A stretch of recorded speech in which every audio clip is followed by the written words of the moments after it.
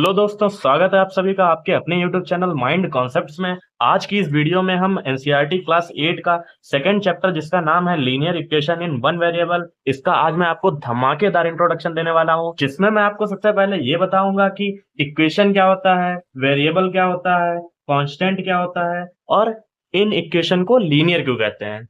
Introduction में linear equation in one variable मतलब ऐसी इक्वेशन जिसमें सिर्फ एक वेरिएबल हो, वेरिएबल की पावर 1 हो, बीच में इक्वल का निशान लगा हो।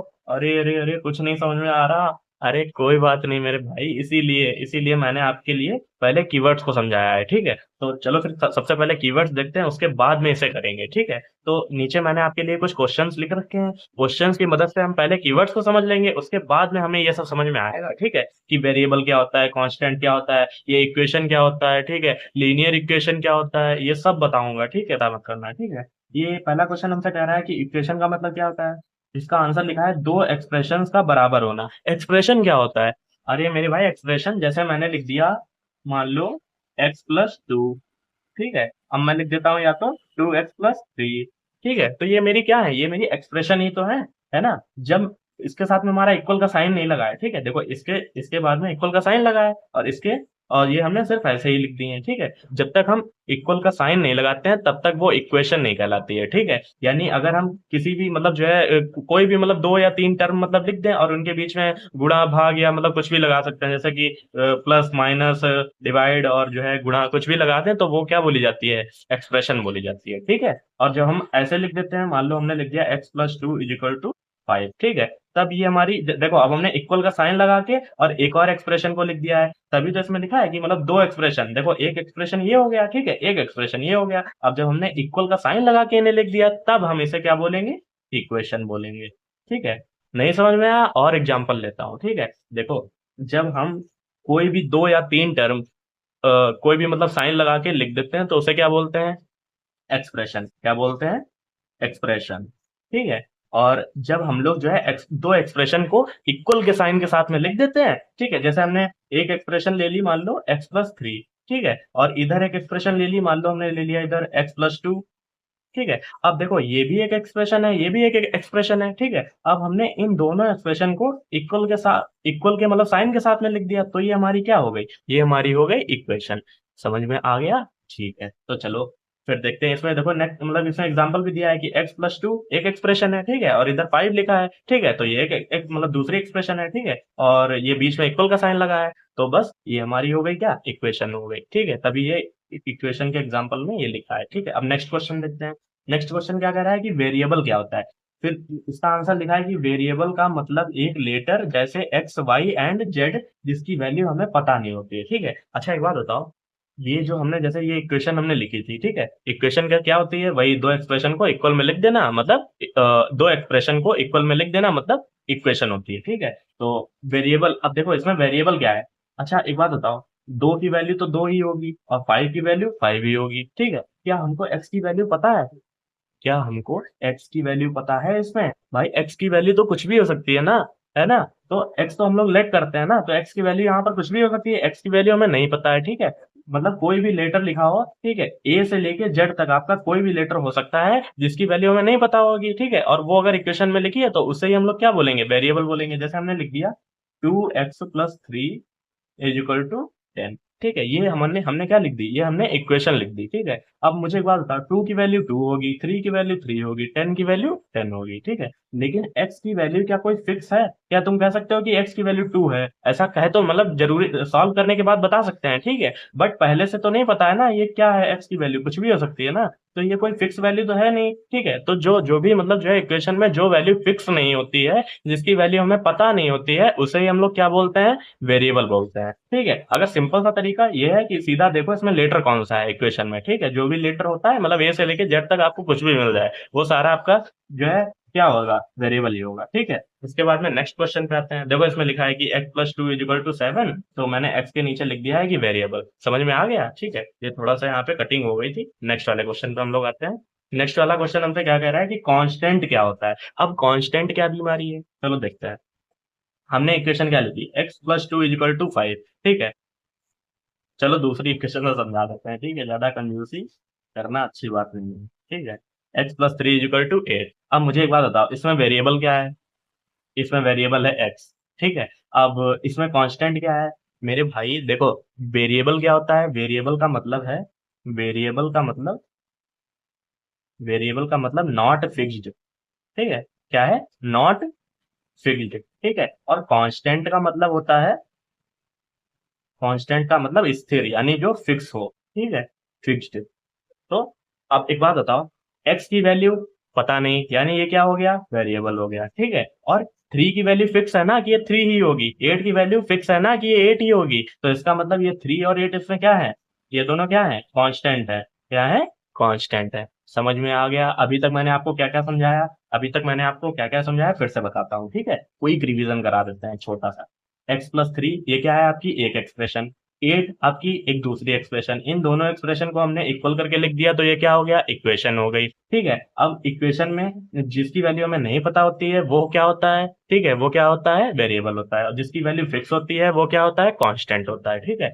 चलो फिर अपने नेक्स्ट क्वेश्चन पे आते हैं। फिर नेक्स्ट क्वेश्चन हमसे कह रहा है कि लीनियर क्यों कहते हैं, मतलब इक्वेशन को लीनियर ही क्यों कह रहे हैं? चैप्टर का नाम लीनियर इक्वेशन क्यों है? क्वाड्रेटिक इक्वेशन हो जाता या और कुछ मतलब रख देते, क्यों नहीं और कुछ है? वो इसलिए, देखो बताता हूँ। जैसे हमने एक इक्वेशन लिख ली, x+4 इज इक्वल टू 9। अब मुझे एक बात बताओ, यहाँ पर 4 की पावर कितनी है? क्या 1 कहोगे? पावर एक्सपोनेंट चैप्टर पढ़ा है, जिसकी पावर कोई नहीं होती है, मतलब जिसकी पावर कुछ नहीं होती है, उसकी पावर क्या होती है?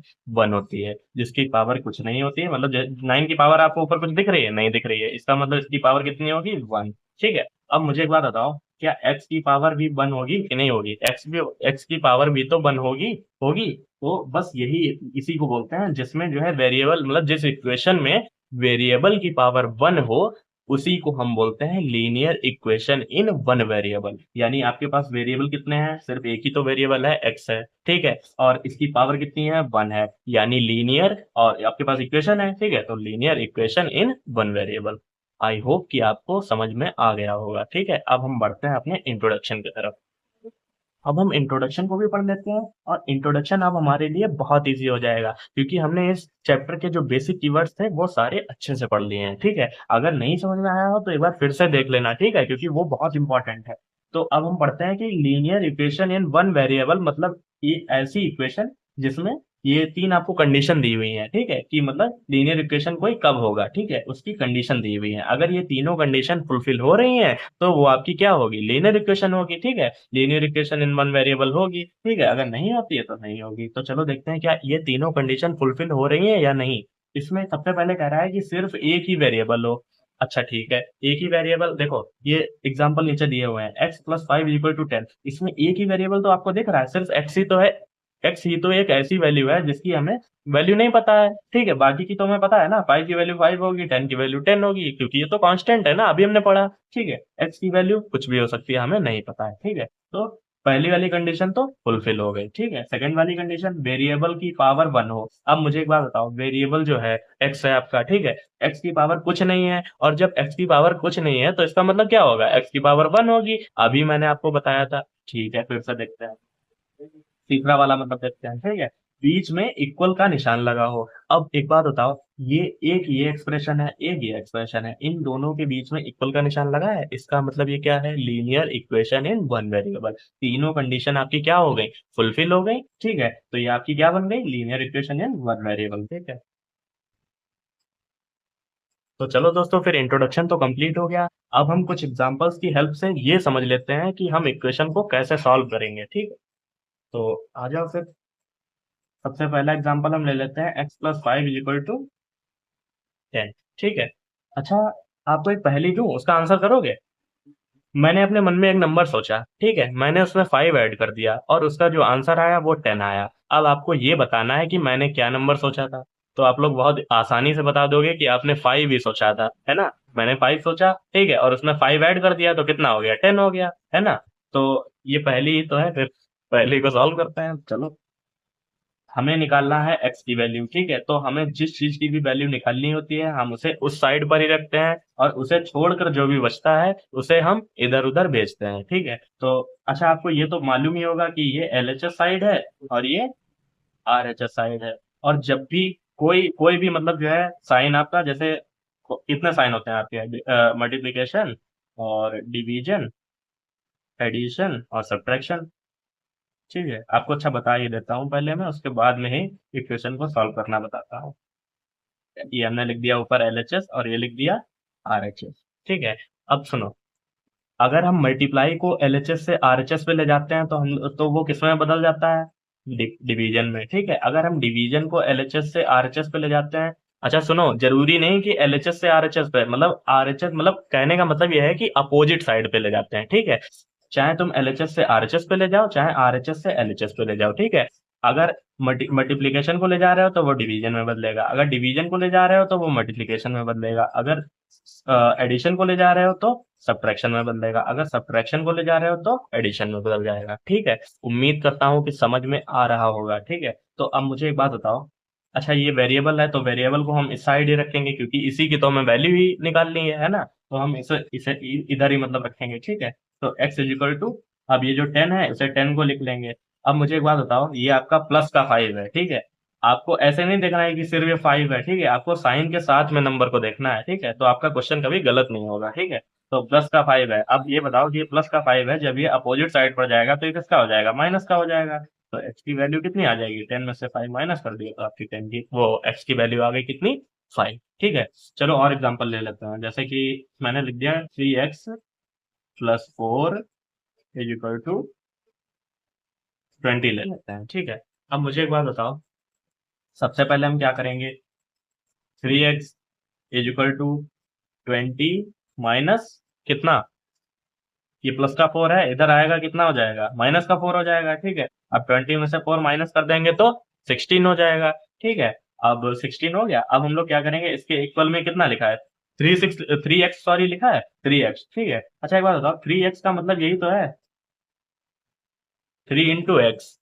मेरे भाई 3x का मतलब क्या है, 3 इंटू एक्स। ठीक है, जैसे कि हम लिख देते हैं 4y, तो 4y का मतलब क्या है, होता है कि 4 इंटू वाई। ठीक है, 4 की वाई से मल्टीप्लाई करोगे तो क्या आता है, 4y आता है। ठीक है, बस हमने इसे थोड़ा सा खोल के लिख दिया है। ठीक है, तो 3 इंटू एक्स। अब मुझे एक बात बताओ कि 3 इधर किस में है, मल्टीप्लाई में है, तो जब ये मल्टीप्लाई में है, एलएचएस साइड पे है, हम इसे आरएचएस साइड पर भेजेंगे तो किस में हो जाएगा, डिवीजन में हो जाएगा। अभी मैंने आपको बताया, अगर मल्टीप्लिकेशन में है तो डिवीजन में होगा, डिवीजन में है तो मल्टीप्लिकेशन में होगा। ठीक है, ये छोटी छोटी चीजें आपको आती होंगी पर मैं फिर भी बता देता हूँ, कुछ बंदों को नहीं पता होती है ना, इसीलिए।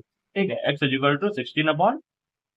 अच्छा डिवीजन में मतलब भेजेंगे तो अपॉन में 3 कर देंगे ना, बस ये आपका डिवीजन में हो गया। तो ये थी आपकी इंट्रोडक्शन वीडियो, उम्मीद करता हूँ कि सब कुछ आपको अच्छे से समझ में आया होगा। अगर आपका कोई भी डाउट रह गया है तो आप अपना डाउट कमेंट सेक्शन में लिख सकते हैं, मैं आपके कमेंट का रिप्लाई जरूर करूंगा। और नेक्स्ट वीडियो में हम स्टार्ट करेंगे एक्सरसाइज 2.1।